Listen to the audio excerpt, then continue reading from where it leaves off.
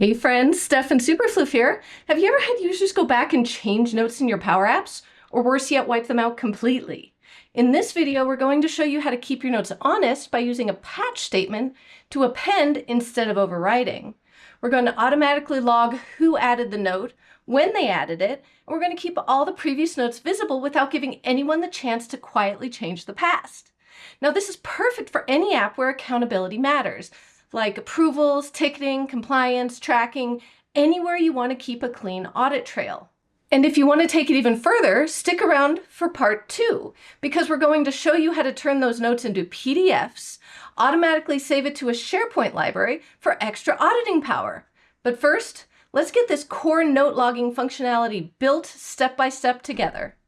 A few moments later. Here we are in my software testing app. I'm going to do a video on this in the future, but I wanted to cover the notes first. Now, this is the first part of the notes video. The second part's going to be the creation of the PDFs from this notes section and storing in the SharePoint library. There's a quick peek of that view, but that's going to be video 2 for this portion of it. If we look at what we have going on here, I have a container that I've called notes. Remember to rename your things so your coworkers don't hate you and they have to come back and clean up or work on your app later. This container is visible when my tab list is selected to notes. So starting at the top, we have that icon for printing the PDF. We have the button. It's a modern button for saving the notes.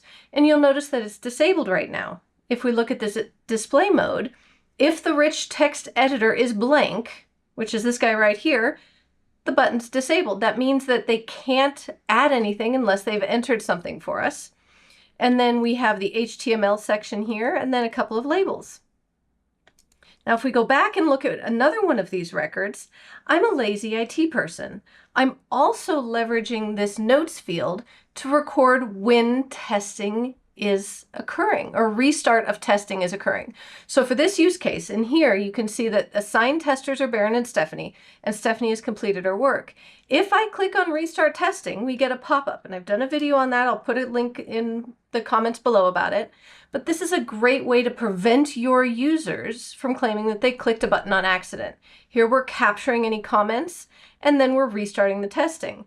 Now, if someone clicks that button, and here's an example of that, it records who clicked the button, when, and the fact that they restarted the testing for me back on the 3rd. I didn't enter any comments, so we don't have any comments entered. There's no ambivalence here. Now, I've clicked the PDF button prior, and here now we have a tab that says PDFs. And we have a gallery and then a preview here, and because it's in a SharePoint list, we can click on the image and see it right in SharePoint. Okay, let's build the notes section together from the ground up. So what we're going to do here is turn off this container by changing the visible from tab list selected notes. I'm going to just copy that, and I'm going to add in a comment at the end. So we still have our code there, but we're just going to have it be false. Now what I'm going to do is go back to our main container, and you'll see here these are regular containers, but what we're going to do is we're going to work smarter, not harder, and we're going to add in a vertical container. And the container visible is going to be the same as what we just copied out of the other one. We don't necessarily want it to be true all the time. We only want it to show when we have notes. Now we're going to name it container notes 2. And one of the things I like to do is give everything a gap of usually 20. And now when we add our elements, it'll stack them all for us, and we don't have to worry about X's and Y's and left and rights. It'll do it all for us. Work smarter, not harder. Okay, so right here in the container, we're going to add a modern button. Now you see it added it at the top, but you see it put it right in the top left corner. The gap is not padding. So let's go in here and add 10 for all the different paddings, just to give it a little bit of space. Now we want this to be on the right side. So I'm just going to click here. Well, no, I'm not going to click there. I'm going to click down here and move it off to the right. So now it's off to the side. We change it, modern button, modern save, and we're going to say save comments or save notes. We're going to add an icon because this is modern. We can do this. Let's make it a little bit wider. Let's say 150. Now we want to change its default display mode to what we had before. But we can't do that yet because we don't have our text field. So we'll do that in a minute.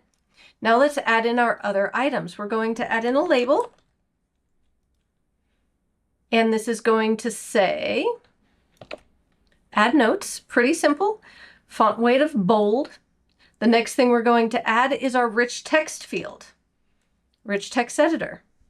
I want this to span the whole gap, and let's make it a little bit bigger. Let's make it 200. Give it a little bit more space. Now, because it is already got some default text in here, we want to get rid of that because we want it to be blank. We don't want anything in there. So I'm going to come over here, label add notes. Oh, okay. Label add notes 2. And now I can just copy that and paste it, and it's going to put it right underneath. And this is going to say label previous notes 2. And say here previous notes. And then what are we going to do? We're going to add in that HTML section because this is rich text from our SharePoint list. So again, it made it small. We're going to have it span. We're going to turn on flexible height as well, so it'll fill the space for us. Now it also has the HTML text. We're going to get rid of that, but we want that to show what was there before. How do we show that? Let's go to the gallery really quick. We're going to click the back button and play the app because it doesn't look so pretty there. But here you can see how everything lays out nicely. And actually, you see how if I move my mouse over here, it changes to a finger. That's because I'm leveraging a modern button on top of my gallery. If we scroll up, there's our button. Now it's a modern button. It has no text, has no icon. It's transparent. It's just to give the users that tactical interface or feedback that there's something to click there. And what's going on when you click that button? It's calling our icon, which is this guy right here. Now, when you click this icon out of the gallery, we're doing quite a few things. We are setting, and this is my vernacular, you can use whatever term you like here, set var this item to this item from the gallery. We're navigating to the edit screen. If the user is an admin, we're setting the form mode to edit, leveraging a variable. If they're not an admin, they can only view it. We're calling another variable, var restart to false, and then we're resetting a comments field. I'm going to get into this whole app in another video. Make sure you hit a like and subscribe so you get notified when I release that. So when we click on this icon, it takes us into our record and is pulling up all the details. So here in our notes section that we created, previous notes is blank. Well, that's because our item or our HTML text needs to be set to var this item, and you see IntelliSense is helping us, dot notes. There we go. Now we're able to see our notes, and I went into a different record, so let's go back and go into this one, back into notes, and here we have our notes. Now that's all well and good. We're showing the data, but how do we set the code on this button? Okay, so let me grab the code. Okay, let's look at the code together. So what we have going on with a button click is we're capturing this item and we're patching it to our data source, which in this case is a SharePoint list called Software Testing Checklist. Now, we are patching to this item, and we know it's this item because we have set var this item to this record. We're taking the notes that are already there and we're appending to them. We're adding now, which is a great reference to a great movie, the date and time, we're adding a dash, and then we're leveraging some CSS. This is strong. This is how you do bold. We're capturing the username, we're ending the bold, we're giving it a caret or a break, a line break, and then we're adding the comments from our HTML box. We're then resetting that rich text editor notes, and if there are any errors, we show it. If there aren't, we notify them that the notes have been successfully submitted, and we navigate them to the gallery and we set the var item blank. So if we click save here, oh, wait, we forgot something. You see how the save button is active? That's because we haven't set our default mode. So on the button, if we come up here to display mode is edit. That's not what we want. What is this rich text editor? We're going to capture that. And what we're going to do is come up here and give us a space, because if you don't give a space, IntelliSense will accidentally write out some of your code.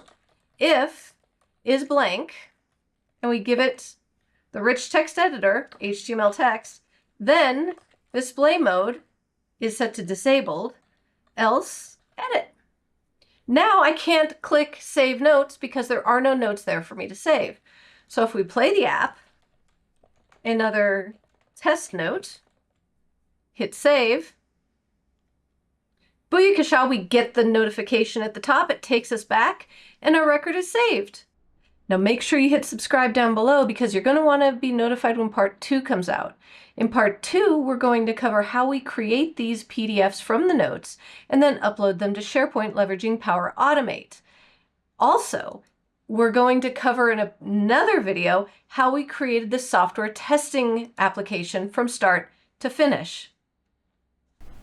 If you found this tutorial helpful, please give it a thumbs up and leave a comment below. Let us know your thoughts, questions, and any topics you'd like us to cover in future videos.